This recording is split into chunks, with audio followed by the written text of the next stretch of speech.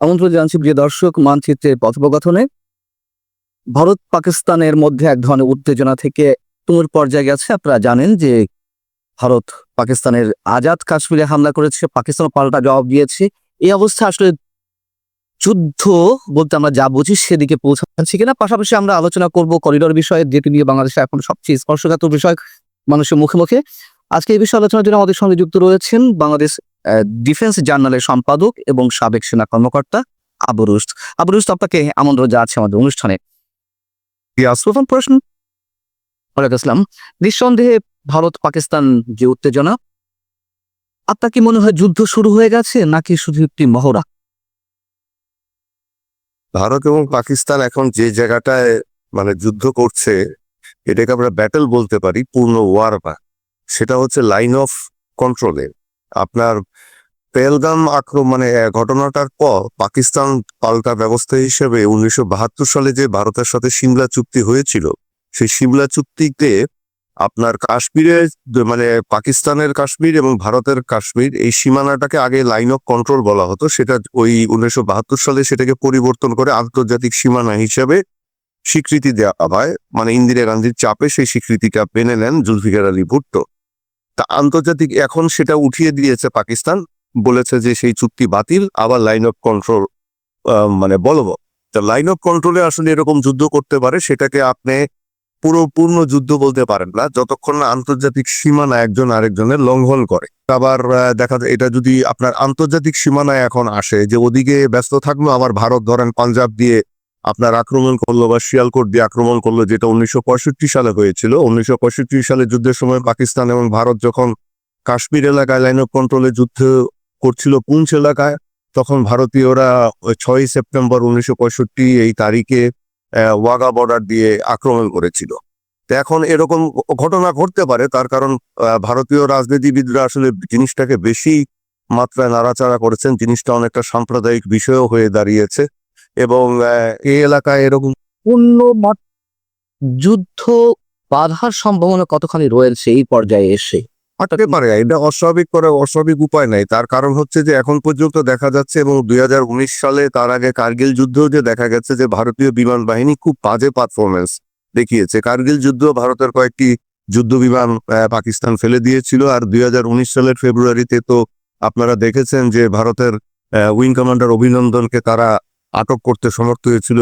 ওনার বিমান ধ্বংস হয়ে যাওয়ার পরে তিনি প্যারাশুট দিয়ে পাকিস্তানের ভূমিতেই নেমেছিলেন। সুতরাং এই ধরনের বিষয়গুলো আসলে ভারতের বিমান বাহিনীর মান মর্যাদার একটা প্রশ্ন রয়ে যায়, এবং ভারতীয় রাজনীতিবিদদেরও একটা মান মর্যাদার প্রশ্ন রয়ে যায়। তারা একটা রেটরিক যেটা তৈরি করে, হুজুগ যেটা তৈরি করে, আপনার সাধারণ মানুষকে ধর্ম দিয়ে আপনার পাগল বানিয়ে ফেলা। এবার পাকিস্তানের যেগুলো মাথা গরম করা জিনিস আছে, সেই জিনিসগুলোকে আমরা উড়িয়ে দিতে পারি না। তাদের দেশেও আপনার যে রাজনৈতিক পরিস্থিতি, সেই জিনিসগুলোকে আমাদেরকে দেখতে হবে। সেই রাজনৈতিক পরিস্থিতি তো আমরা সবাই জানি যে পাকিস্তানে সবসময় সেনাবাহিনী এবং ওদের গোয়েন্দা সংস্থা ISI রাজনীতি থেকে শুরু করে সমাজ সবকিছু নিয়ন্ত্রণ করতে যায়, এবং এই কারণে কখনোই ওদের রাজনৈতিক স্থিতিশীলতা আসে না। অর্থনীতি বারবার মুখ থুবড়ে পড়ে, এরকম ঘটনা তো আমরা দেখে আসছি। তো এখন সেই জিনিসগুলোর থেকেও আবার নজর সরানোর একটা ভালো উপায় এসছে আর কি পাকিস্তানের কাছে। তারাও এটাকে কাজে লাগাবে, তারাও এটাকে জজবা দিয়ে আপনার সামনে এগিয়ে নিয়ে যাওয়ার চেষ্টা করবে। তবে আন্তর্জাতিক সীমানা, ইন্টারন্যাশনাল বর্ডার অতিক্রম যদি কেউ করে, তাহলে তখন কিন্তু সেটা পূর্ণ যুদ্ধের রূপ নেবে, এবং পূর্ণ যুদ্ধের রূপ নেওয়াটা হচ্ছে সেই জায়গা থেকে আমার প্রশ্ন যে বাংলাদেশের উপরে বা আশেপাশের প্রতিবেশী রাষ্ট্রের উপরে কি ধরনের প্রভাব ফেলবে? আমরা যত জেনেছি এর মধ্যে বাংলাদেশের শেয়ার বাজারে একটি নেগেটিভ ইম্প্যাক্ট করা শুরু করেছে, শেয়ার বাজারে পতন হওয়া শুরু করেছে, ভারতীয় রুপির দাম পড়তে শুরু করেছে, সে দেশে ব্যবসায়ীরা বলছেন। এর বাইরে এগুলো তো হতেই পারে, সরাসরি ইম্প্যাক্ট কি করতে পারে, এফেক্টটা কি হতে পারে বাংলাদেশের উপর? আমি যদি খুব স্পেসিফিক করে বলি, সাবেক সেনা কর্মকর্তা জেনারেল ফজলুর রহমান, যিনি বিডিআর হত্যাকাণ্ডের পুনঃ তদন্ত কমিশনের চেয়ারম্যান, তিনি কদিন আগে যে একটি বক্তব্য দিলেন যে 7 রাজ্য দখল করে নেওয়ার বিষয়ে একটি উস্কানিমূলক বক্তব্য দিলেন। আমাদের প্রধান উপদেষ্টাও তিনি মন্তব্য করেছেন যে আমাদেরকে যুদ্ধের জন্য প্রস্তুত থাকতে হবে, এবং ভারত পাকিস্তানকে উদ্দেশ্য করে বলেছে যে সকালে ঘুম থেকে উঠেই মনে হয় যে এই বুঝি যুদ্ধ শুরু হই হই অবস্থা, তো আমাদেরকে যুদ্ধের প্রস্তুতি রাখতে হবে। এই কথাগুলোর দ্বারা আমরা কি কোনোভাবে জড়িয়ে যাচ্ছে যুদ্ধে? না, আমরা জড়িয়ে যাচ্ছি না। আপনার একটা কথা আছে সামরিক বাহিনীতে, সেটা হচ্ছে যুদ্ধ এড়ানোর সবচেয়ে বড় উপায় হচ্ছে সর্বোচ্চ যুদ্ধ প্রস্তুতি বজায় রাখা। এটা আপনার প্রত্যেকটা দেশ যারা যুদ্ধ চায় না তাদেরকে করতে হয়। আপনি যদি বোকার মতো কেউ যদি বলে যে না আমাদের সশস্ত্র বাহিনীর দরকার নেই, আমাদের যুদ্ধ প্রস্তুতির দরকার নেই, আমাদের যা সামর্থ্য আছে তার মাধ্যমে আমাদেরকে করতে হবে, তাহলে আমরা ভুল করবো। আপনি সিঙ্গাপুরের দিকে তাকান। সিঙ্গাপুর কি কারোর সাথে যুদ্ধ করছে? মালয়েশিয়া কারোর সাথে যুদ্ধ করছে? ইন্দোনেশিয়া কারোর সাথে যুদ্ধ করছে? এটা খুবই বন্ধুত্বপূর্ণ পরিবেশ বজায় আছে ওই এলাকায়। কিন্তু প্রত্যেকের সেনাবাহিনীর দিকে আপনি তাকান, আপনি ইন্দোনেশিয়ার সেনাবাহিনীর অবস্থান দেখলে আপনি হতবাক হয়ে যাবেন। এটা মিনি সুপার পাওয়ার। আপনি সিঙ্গাপুরের সেনাবাহিনী one of the finest in the world, তাদের ইকুইপমেন্ট এবং ট্রেনিং এ এগুলো করা হয়, অনেক কিছু বিবেচনা করে। এখন দেখেন আমরা একটা ছোট দেশ, আমাদের হয়তো সামর্থ্য নেই এত বড় সশস্ত্র বাহিনী বা মানে অস্ত্রশস্ত্র প্রসার। আমরা কিন্তু কি করতে পারি, আমরা আমাদের মানে যে জোটবদ্ধতার মাধ্যমে আমরা আমাদের নিরাপত্তাটাকে রক্ষা করতে পারি। সেই জোটবদ্ধতাটা হচ্ছে কি, বড় শক্তির সাথে আমাদেরকে সামরিক সহযোগিতার মধ্যে গিয়ে, সেটা আমেরিকা হতে পারে, সেটা চীন হতে পারে, তুরস্ক হতে পারে, ইন্দোনেশিয়া হতে পারে, যে আমরা যদি জোটবদ্ধ হই তাহলে আমাদের এত চিন্তা করতে হবে। আচ্ছা, এখন আসেন যে জেনারেল ফজলুর রহমান যে কথাটা বলেছেন। জেনারেল ফজলুর রহমান অবশ্যই বাংলাদেশের একজন জাতীয় বীর, এটা অস্বীকার করার উপায় নেই। স্যারকে আমি ব্যক্তিগতভাবে চিনি, এবং স্যার যেটা বলেছেন, আমি যদিও স্যারের কথার সাথে ওনার কথার সাথে মানে আপাতত একমত না, কিন্তু আরেক দিকে আমি মানে ওনার কথার সমর্থন না করলেও বলি যে উনি খুব একটা ভুল মানে বলেননি। কারণ উনি যখন এই কথাগুলো বলেছেন তখন ভারতীয় কয়েকজন জেনারেল এবং ভারতীয় আপনার চ্যানেল গুলা, বিভিন্ন টিভি চ্যানেল এবং অন্যান্য ইউটিউব চ্যানেলে যারা প্রভাবশালী আছে, তারা অব্যাহতভাবে অযথাই বাংলাদেশের বিরুদ্ধে বিভিন্ন রকমের কথা বলে আসছিল যে বাংলাদেশ দখল করব, রংপুরের এলাকা, শিলিগুড়ি করিডোর ওই এলাকা আমরা দখল করে নিয়ে যাব। এই সমস্ত কথাবার্তা তারা বলছিলেন যেন বাংলাদেশ একটা মানে কিছুই না, বাংলাদেশকে টোকা দিলেই বাংলাদেশ পড়ে যাবে। তখন সম্ভবত জেনারেল ফজলুর রহমান উনি মানে ক্ষোভের থেকে এই কথাটা কাউন্টার করেছেন। এখন আমাদের এখান থেকে শুধু উনিই করেছেন, আর কেউ করেনি। আর ভারত থেকে কিন্তু অনেকেই করেছে, যদিও কিন্তু প্রতিবাদ করতে গিয়ে কি আমরা উস্কানিতে যেতে পারি? আমরা উস্কানি, এটাকে আপনি বলতে পারেন যে টিট ফর ট্যাটের মতো উনি করেছেন। যদিও আমি তো বললাম যে উনি যে সরাসরি বলেছেন যে আমরা উত্তর পূর্ব ভারত দখল করে নিব চীনের সহযোগিতায়, চীনের সাথে মিলে, এইটা একটা রেটরিক, এটা উনি বলেছেন। এখন এই রেটরিক তো ইন্ডিয়া থেকে বেশি হয়।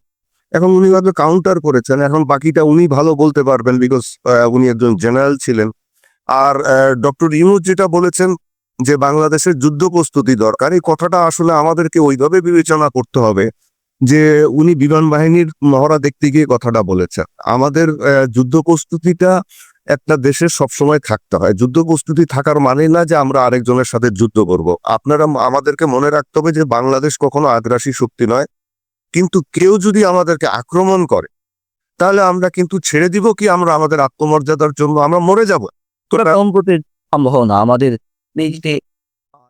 আমাদের আমাদের এই জন্য ইতিহাস থেকে আমাদেরকে মানে শিক্ষা নিতে হবে। জেনারেল জিয়াউর রহমান যখন এসেছিলেন তখন তিনি এই চীন এবং আমেরিকা এবং একই সাথে মুসলিম বিশ্ব, এই তিনটি শক্তির সাথে জোটবদ্ধতার পূর্ণভাবে উনি কম সময় পেয়েছিলেন, যেতে পারেননি, কিন্তু যে সক্ষতাটা গড়ে তুলেছিলেন, সামরিক সক্ষতাটা, তাতে কিন্তু বাংলাদেশের যে ভিত্তিটা উনি দাঁড় করিয়ে দিয়ে গেছিলেন, নিরাপত্তা বা প্রতিরক্ষা ভিত্তিটা। আমরা তখন চীনের সহযোগিতা সমস্ত ভারী অস্ত্রশস্ত্র পেয়েছি। আবার একই সাথে আমরা অনেকেই হয়তো জানেন না যে মার্কিন যুক্তরাষ্ট্র আমাদেরকে পার্বত্য চট্টগ্রামে যুদ্ধ করার জন্য আমাদেরকে হেলিকপ্টার দিয়েছে, আমাদেরকে আমাদের সেনাবাহিনীর সমস্ত আপনার কমিউনিকেশন ওয়্যারলেস সেট দিয়েছে, আমাদেরকে সফিস্টিকেটেড রাডার দিয়েছে, যেই রাডার এখনো আছে, আমাদেরকে ট্রেইনার যুদ্ধ বিমান আমেরিকা সরবরাহ করেছে, এবং আমেরিকা আমাদেরকে তখন কূটনৈতিকভাবে যথেষ্ট সহায়তা করেছে। আপনার তারপরে মুসলিম দেশগুলোর অবদানের কথা বলার উপায় নেই। আমাদের সশস্ত্র বাহিনী গঠনের জন্য যে সার্বিক মানে অর্থ ব্যয় হতো, তার একটা বড় অংশ আমাদের মুসলিম বিশ্বের এই সৌদি আরব বলেন, কুয়েত বলেন, কাতার বলেন, এরা দিয়েছে। তো এইগুলো আমাদেরকে মাথায় রাখতে হবে। আমরা একদম ছেড়ে দিলেও হবে, কারণ ধরে না আমরা খুবই ইম্পর্টেন্ট আমাদেরকে ভবিষ্যৎ নানান ধরনের দিক নির্দেশনা আমাদের নিজেদের জন্য বা আমরা কোন পথে যাব অবশ্যই ইতিহাস থেকে আমাদেরকে বাছাই করে নিতে হবে। কিন্তু পাশাপাশি এই ইতিহাসও তো রয়েছে একটি যেমন বললেন আপনি ধর্মীয় দৃষ্টিকোণ থেকে মানে মুসলিম বিশ্বের জায়গা থেকে। আরেকটি তো রাজনৈতিক বা ভূ আঞ্চলিক যে ভূ রাজনৈতিক যে প্রেক্ষাপট সেখান থেকে যদি বিবেচনা করি তাহলে সেখান থেকে কি বলবেন? যে পাকিস্তানের কথা বললেন, যে চীনের কথা বললেন, যে আমেরিকার কথা বললেন, স্বাধীনতা যুদ্ধে তো তারা আমাদের বিরোধিতা করেছে এবং সবচেয়ে বড় প্রতিবেশী রাষ্ট্র যদি ভারতকে আমরা বিবেচনায় নিই, বিবেচনা মানে কি? এটা তো সত্য কথা। সেই জায়গা থেকে আমরা কোনটিকে গ্রহণ করব?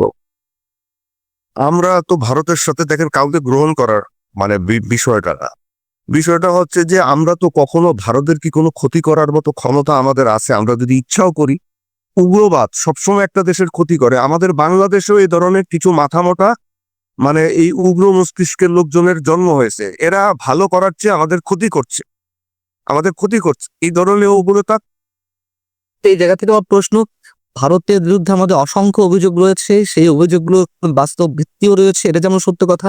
আবার ভারতও 5ই আগস্ট পর থেকে বাংলাদেশের রাজনীতিতে যে এক ধরনের সাম্প্রদায়িকতার উত্থানের ক্ষেত্র তৈরি হচ্ছে কিংবা মৌলবাদের একটা ক্ষেত্র তৈরি হচ্ছে, সেই আশঙ্কা থেকে তো ভারতেরও উদ্বিগ্ন হওয়ার কারণ আছে নিশ্চয়ই। তো সবকিছু মিলিয়ে আপনি যেমন বললেন রেটুরের কথা বারবার বলছেন, সেখানকার মানুষের এখনো উস্কানি দিচ্ছে, আজকে সকালেও যেগুলো দিয়েছে আপনি বলছেন, এবং ভারতের যে অবস্থা, তাদের যে মনোভাব বাংলাদেশের প্রতি, সবকিছু মিলিয়ে আপনার কি মনে হয় যে ভারতের কোনো ধরনের আক্রমণের কোনো সম্ভাবনা আছে বাংলাদেশে? যদি বাংলাদেশ আপনার নিজে সেধে এর মধ্যে যোগ না দেয়, তাহলে ভারত এখানে আক্রমণ কি কারণে করবে? আবরুল, আমাদের এখন কি কোন ভূমিকা থাকা উচিত? এবং যদি এক বাক্যে শুনতে চাই সব কিছু মিলিয়ে বাংলাদেশ যে পক্ষেই থাক না কেন, যুদ্ধে জড়িয়ে পড়ার সম্ভাবনা আপনার দীর্ঘ এই বিষয়ে সাংবাদিকতার জায়গা থেকে আপনার কি মনে হয় কতটুকু সম্ভাবনা বা আশঙ্কা? আমার মতে হচ্ছে যে যদি ভারত আপনার পাকিস্তানের সাথে এখানে যদি চীন জড়িয়ে যায়, তাহলে হয়তো বাংলাদেশের ভূমিটা একটা বিপদে পড়তে পারে। আর ওই পর্যন্ত যাবে কিনা, চীনও যেতে চাইবে কিনা, আমার সন্দেহ আছে। সুতরাং বাংলাদেশের মানুষের উচিত বা সংশ্লিষ্টদের উচিত মাথা গরম না। আমরা ব্যক্তিগতভাবে কে কার পক্ষ নিলাম, কোন দিকে নিলাম না নিলাম সেটা অন্য বিষয়, সেটা নিতেই পারে। কিন্তু মাথাটা ঠান্ডা রাখেন, উগ্র কোনো কথাবার্তার দিকে যেন আমরা হেলে না পড়ি। এটা বাংলাদেশের জাতীয় অস্তিত্বের ক্ষতি করে, আমাদের নিরাপত্তা ডক্ট্রিনের ক্ষতি করে। হ্যাঁ, আমাদের মাথা ঠান্ডা রাখা দরকার, তার কারণ আমরা এখনো কোনো বৃহৎ শক্তির সাথে কোনো জোটবদ্ধতায় যাইনি। ঠিক আছে? শেষ প্রশ্ন করে তারপরে আর একটা ছোট প্রশ্ন করি, একেবারে শেষ প্রশ্ন। আপনার অন্য জায়গায় আছে, ব্যস্ত আছে। বাংলাদেশের কোনো পক্ষের সত্যি কি এমন একটা জিনিস চাইছেন যে আসলে এই যুদ্ধে জড়িয়ে পড়া হোক এবং তার মধ্য দিয়ে বিশেষ কোনো তাদের হিডেন কোনো এজেন্ডা বাস্তবায়ন সহজ হবে? শোনেন, এই ধরনের উগ্র মস্তিষ্ক বা উন্মাদনা সব দেশেই থাকে। পাকিস্তানেও আছে, ভারতেও আছে, আমেরিকাতেও আছে, মানে চীনেও আছে, বাংলাদেশেও আছে। বাংলাদেশে হয়তো এখন এটা একটু বেশি হয়েছে। এরা চাইবে যে এই জজবা, এটাকে আমি বলি জজবা, হুজুগ, আবেগ, এগুলো থাকবে, কিন্তু রেসপন্সিবল ভূমিকা রাখতে হবে।